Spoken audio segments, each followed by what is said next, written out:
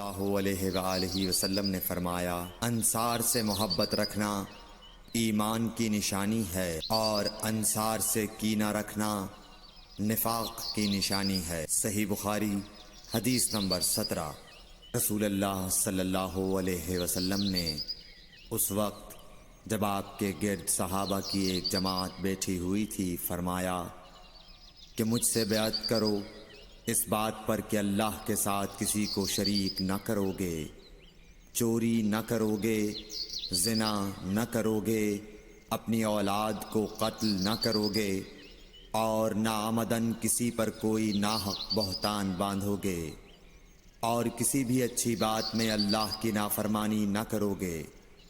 جو کوئی تم میں اس عہد کو پورا کرے گا تو اس کا ثواب اللہ کے ذمے ہے، اور جو کوئی ان بری باتوں میں سے کسی کا ارتکاب کرے اور اسے دنیا میں اسلامی قانون کے تحت سزا دے دی گئی تو یہ سزا اس کے گناہوں کے لیے بدلہ ہو جائے گی، اور جو کوئی ان میں سے کسی بات میں مبتلا ہو گیا اور اللہ نے اس کے گناہ کو چھپا لیا تو پھر اس کا معاملہ اللہ کے حوالے ہے، اگر چاہے معاف کرے اور اگر چاہے سزا دے دے۔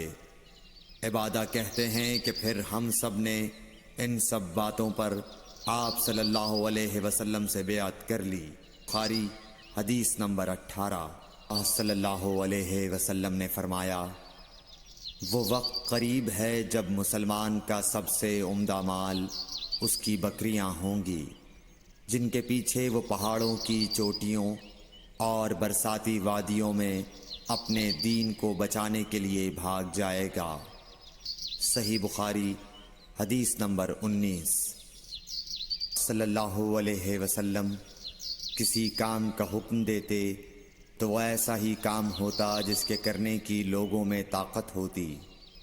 اس پر صحابہ کرام نے عرض کیا کہ یا رسول اللہ، ہم لوگ تو آپ جیسے نہیں ہیں، آپ تو معصوم ہیں اور آپ کی اللہ پاک نے اگلی پچھلی سب لغزشیں معاف فرما دی ہیں، اس لیے ہمیں اپنے سے کچھ زیادہ عبادت کرنے کا حکم فرمائیے۔ یہ سن کر آپ ناراض ہوئے، حتیٰ کہ خفگی آپ کے چہرہ مبارک سے ظاہر ہونے لگی۔ پھر فرمایا کہ بے شک میں تم سب سے زیادہ اللہ سے ڈرتا ہوں اور تم سب سے زیادہ اسے جانتا ہوں، پس تم مجھ سے بڑھ کر عبادت نہیں کر سکتے۔ حدیث نمبر 20۔ حضور اکرم صلی اللہ علیہ وآلہ وسلم نے ارشاد فرمایا، جس شخص میں یہ 3 باتیں ہوں گی وہ ایمان کا مزہ پالے گا۔ ایک یہ کہ وہ شخص جسے اللہ اور اس کا رسول ان کے ماں سوا سے زیادہ عزیز ہوں، اور دوسرے یہ کہ جو کسی بندے سے محض اللہ ہی کے لیے محبت کرے، اور تیسری بات یہ کہ جسے اللہ نے کفر سے نجات دی ہو پھر دوبارہ کفر اختیار کرنے کو وہ ایسا برا سمجھے جیسا آگ میں گر جانے کو برا جانتا ہے۔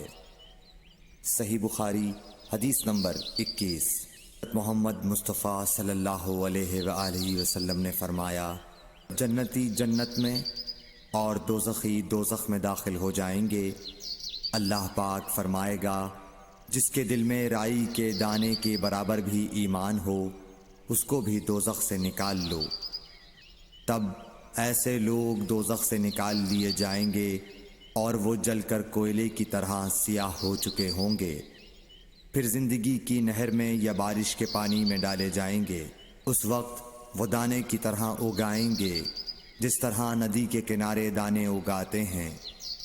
کیا تم نے نہیں دیکھا کہ دانہ زردی مائل پیچ در پیچ نکلتا ہے؟ صحیح بخاری حدیث نمبر 22۔ اکرم صلی اللہ علیہ وآلہ وسلم نے فرمایا، میں ایک وقت سو رہا تھا، میں نے خواب میں دیکھا کہ لوگ میرے سامنے پیش کیے جا رہے ہیں اور وہ کرتے پہنے ہوئے ہیں، کسی کا کرتا سینے تک ہے اور کسی کا اس سے نیچا ہے۔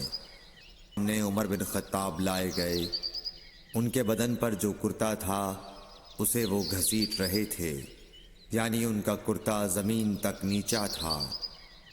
صحابہ رضی اللہ تعالی عنہ نے پوچھا کہ یا رسول اللہ اس کی کیا تعبیر ہے؟ آپ نے فرمایا کہ اس سے دین مراد ہے۔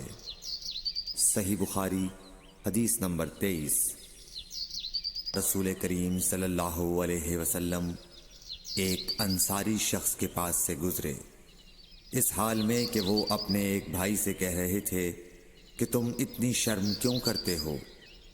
آپ نے اس انصاری سے فرمایا کہ اس کو اس کے حال پر رہنے دو، کیونکہ حیا بھی ایمان ہی کا ایک حصہ ہے۔ صحیح بخاری حدیث نمبر 24۔ اللہ علیہ وسلم نے فرمایا مجھے اللہ کی طرف سے حکم دیا گیا ہے کہ لوگوں سے جنگ کروں اس وقت تک کہ وہ اس بات کا اقرار کر لیں کہ اللہ کے سوا کوئی معبود نہیں ہے، اور یہ کہ محمد صلی اللہ علیہ وسلم اللہ کے سچے رسول ہیں، اور نماز ادا کرنے لگیں اور زکوٰۃ دیں۔ جس وقت وہ یہ کرنے لگیں گے تو مجھ سے اپنے جان و مال کو محفوظ کر لیں گے سوائے اسلام کے حق کے۔ رہا ان کے دل کا حال تو ان کا حساب اللہ کے ذمہ ہے۔ صحیح بخاری حدیث نمبر 25۔